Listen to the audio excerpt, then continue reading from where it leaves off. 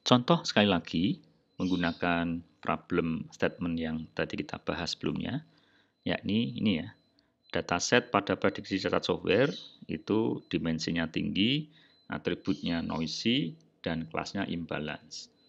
Nah, dari problem statement atau riset problem ini, yang difokuskan dalam riset ini ada dua, yakni atribut yang noisy dan kelas yang tidak seimbang. Nah, research question atau pertanyaan penelitiannya, maka algoritma pemilihan feature yang seperti apa sih yang performanya terbaik untuk menyelesaikan permasalahan pada atribut yang noisy di prediksi cacat software. Jadi research question ini kita gunakan mencoba untuk mengidentifikasi permasalahan yang pertama.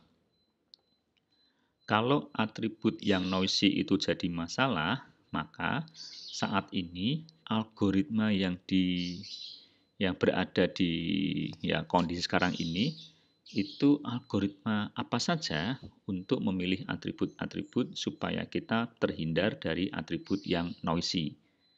Nah, jadi untuk poin ini kita paparkan dalam bentuk research question seperti ini.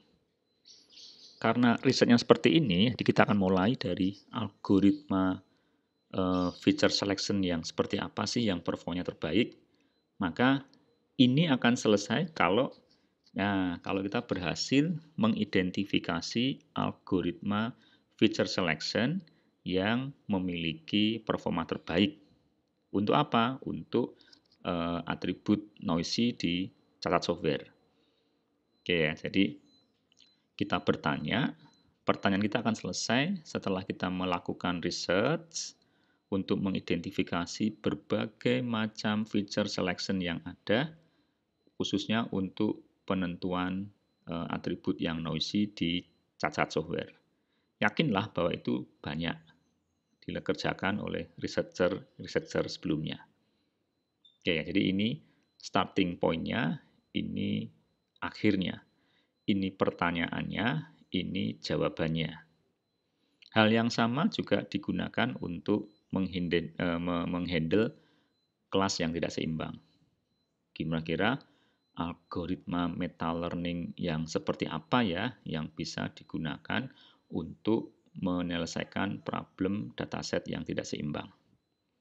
Kalau ini jadi pertanyaan, maka jawabannya ya teridentifikasinya misalnya sejumlah algoritma meta learning yang mampu menyelesaikan permasalahan kelas imbalance. Oke, perhatikan kembali bahwa riset ini merupakan riset satu kesatuan research yang mencoba menyodorkan dua isu ini. Nah, dengan demikian, riset question-nya perlu kita tambah. Apakah atau bagaimanakah gabungan dari dua algoritma ini, satu algoritma untuk feature selection, dan yang kedua algoritma untuk meta learning, itu bisakah kalau kita gabungkan yang memungkinkan kita mendapatkan prediksi cacat software yang lebih akurat. Ya. Jadi sekarang ini gabungannya. Bagaimana pengaruh gabungan algoritma feature selection dan meta learning algorithm untuk prediksi cacat software.